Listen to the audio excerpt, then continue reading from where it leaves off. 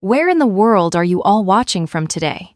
Drop your city in the comments. I love seeing how far these stories travel. My name is Lauren, and I am a 31-year-old forensic accountant working for the IRS Criminal Investigation Division.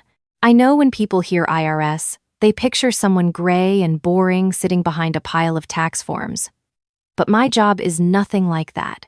I track financial crimes, money laundering, tax fraud, organized crime fronts.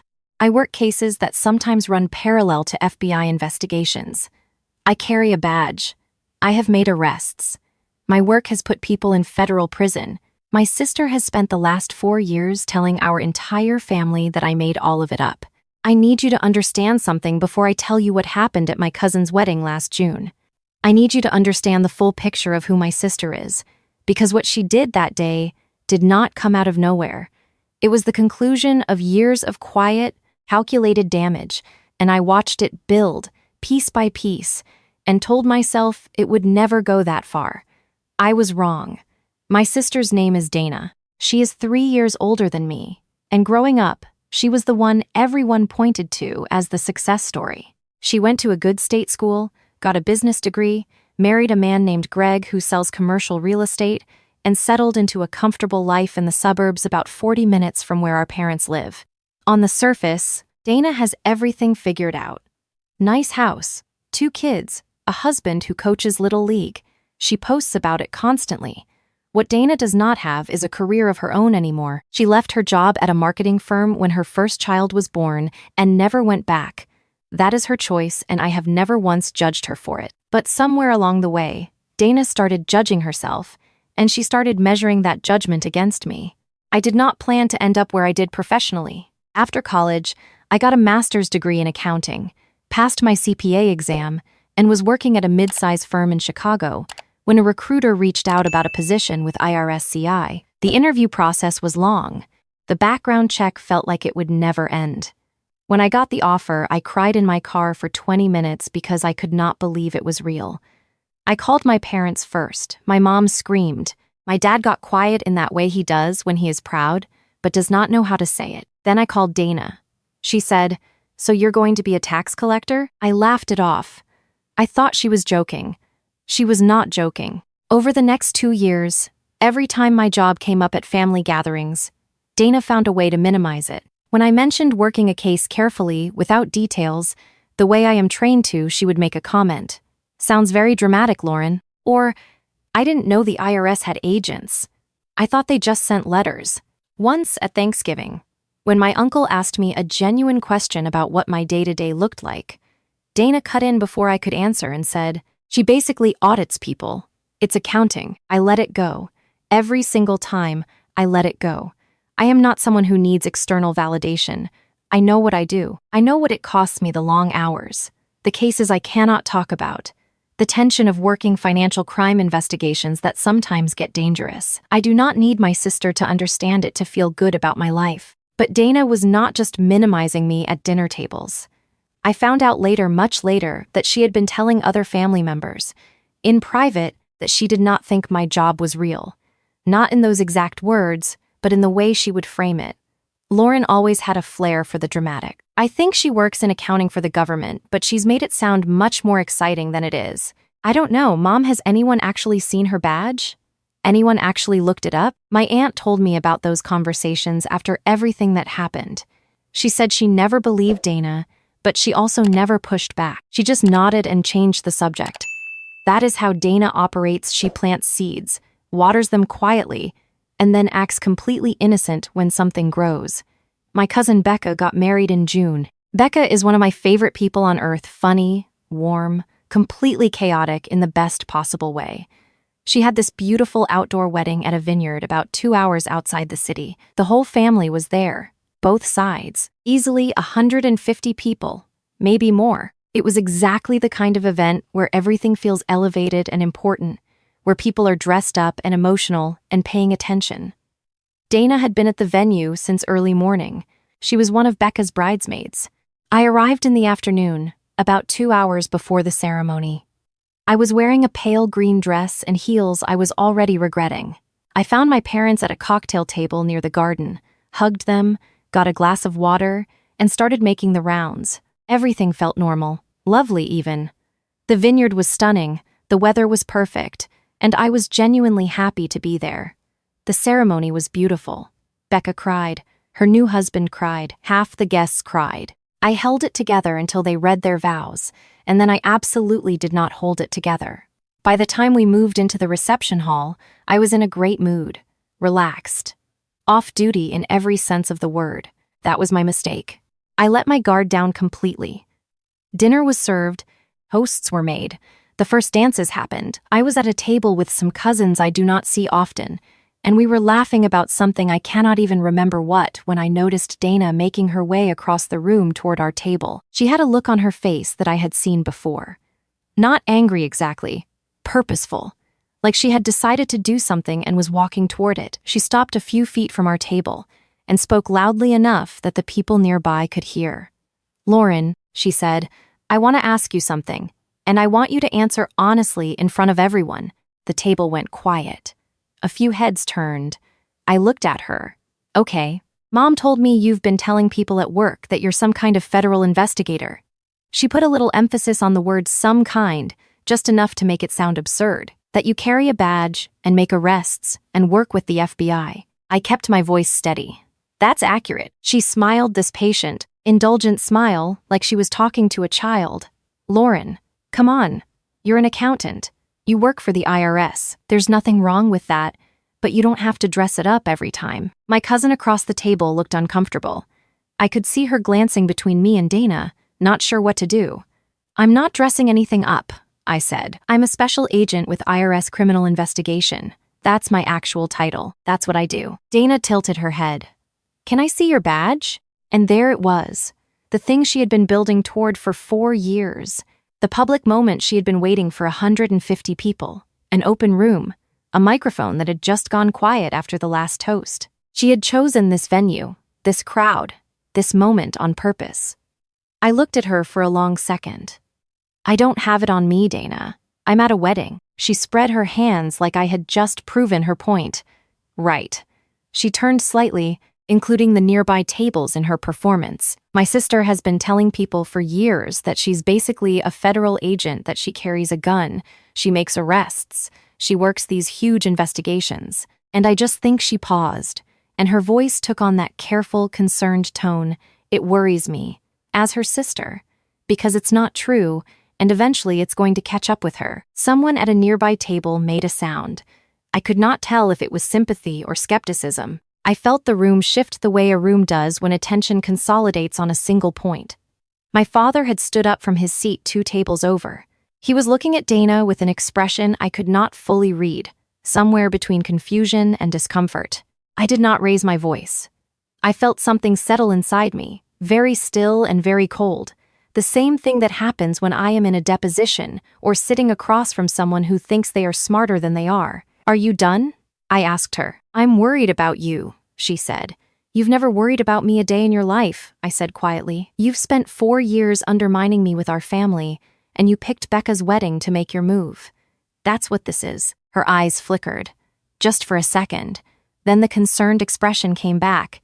"See, this is exact." I picked up my phone from the table.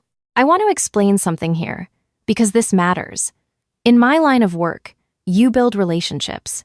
You work alongside people for years, on cases that are grueling and long and often thankless. One of the people I have worked most closely with over the past 3 years is my supervisor, a man named Richard Calloway, who has been with IRS CI for over 2 decades, and whose name, if you are in financial crimes law enforcement, you probably recognize. He has testified before Congress. He has been quoted in the Wall Street Journal. He is not someone who answers personal calls on Saturday afternoons. I texted him first. I said, "I'm sorry to contact you on a weekend. I have a situation and I need 60 seconds of your time. Can you call me?" He called me in 4 minutes. I stood up from the table. "One moment," I said to no one in particular, and I walked to the center of the room, not away from the crowd, but into it, and I answered on speaker. "Lauren." His voice is distinctive, deep, direct, no wasted words. "What's going on?" "I'm at a family event," I said, clearly, so the people around me could hear. My sister has just told approximately 150 people that my career is fabricated, that I am not a federal agent. I need you to tell her and everyone here who I am and what I do." There was a pause. Then, "Put her on." I walked back to Dana and held the phone out. She looked at it like it might bite her. "He wants to speak to you," I said.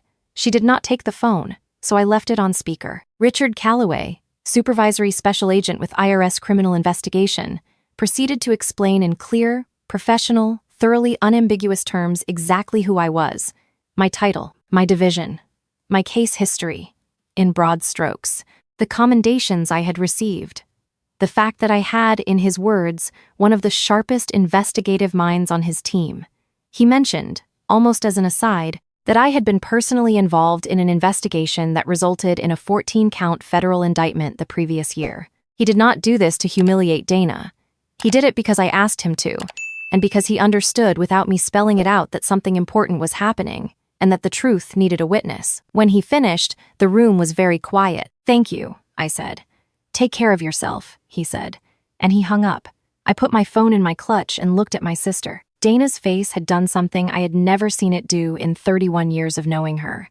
It had gone completely blank. Not embarrassed, not yet, just blank. Like a screen that had lost its signal. "Anything else?" I asked her. She opened her mouth, closed it. My aunt, who was sitting at the table directly to my left, started clapping. Not sarcastically, genuinely. My cousin Becca, who had emerged from somewhere near the dance floor looking slightly wild-eyed, looked at Dana and then at me, and then at the ceiling like she was asking God for patience. My father sat back down heavily. My mother had her hand over her mouth. Greg, Dana's husband, was staring at his plate like he wished he could climb inside it. Here is what happened next, and I want to be honest about it because I think the honest version is more complicated and more human than the satisfying version. Dana cried. Not the kind of crying that is manipulative, though Dana is capable of that, but something that looked, for the first time in a long time, real. She left the room and my mother followed her. They were in the hallway for a long time. When my mother came back, she looked tired in a way that had nothing to do with the hour. I stayed at the reception. I danced with Becca, who squeezed my hand and said, "I'm so sorry that happened at my wedding." And I said, "Please don't be," because I meant it. I drank a glass of champagne. I talked to my uncle about his garden. I tried to give the night back to Becca as much as I could. But I will tell you what I was thinking underneath all of that. I was thinking about the 4 years, the comments at Thanksgiving, the seeds planted in private conversations, the patient, steady campaign to make our family see me as someone who exaggerates, who performs, who needs to be managed rather than believed. I was thinking about the fact that not one person in my family, not my parents, not my aunts, not the cousins I have known my whole life, had ever said to Dana, even once, "That's not fair," or "I don't think that's true," or simply "Stop it," not until they had to. And I understood something sitting there at that reception table, champagne glass in hand, that I had been avoiding understanding for a long time. Silence is not neutrality. When someone you love is being slowly, quietly dismantled by another person you love, choosing not to intervene is still a choice. It has consequences, and the person being dismantled carries those consequences alone, every single day, until something forces the truth into the open. I drove home that night with the windows down. It was warm, the kind of June night that feels like it should be the beginning of something. I thought about calling Richard to thank him again, and decided to do it Monday, professionally, with a proper note. I thought about Dana in that hallway with my mother. I did not think about whether I was going to forgive her. That felt like a question for a different night. Dana texted me 3 days later. The message was long, much longer than anything she had ever sent me before, and I read the whole thing sitting at my kitchen table with my coffee going cold. She talked about feeling left behind. She talked about the years she spent watching me build something she did not know how to name. Something that made her feel smaller even though she knew, intellectually, that my success had nothing to do with her. She talked about Greg and the house and the kids and the life she had chosen, and how some mornings she woke up and could not find herself inside it. She did not excuse what she had done. She said at the end, "I think I convinced myself that if I could make people doubt you, I could make myself feel like I had something you didn't. I don't know when that became something I was actually doing. I just know I'm ashamed of it. I sat with that text for a long time. I have not fully forgiven her. I want to be honest about that. I think forgiveness is something that builds slowly, if it builds at all, and I am not going to perform it because it sounds like the right ending. What I will say is that I wrote back, that I told her I heard her, that I was not ready to pretend nothing happened, but that I was willing to try slowly, carefully, to figure out if there was something worth rebuilding. That is where we are, somewhere uncertain and honest and slow. What I know for certain is this. I spent 4 years making myself smaller in family spaces to avoid this exact confrontation. I changed the subject. I downplayed my work. I laughed along when Dana made her little comments because I told myself it was not worth the fight. It was worth it. The truth is always worth it.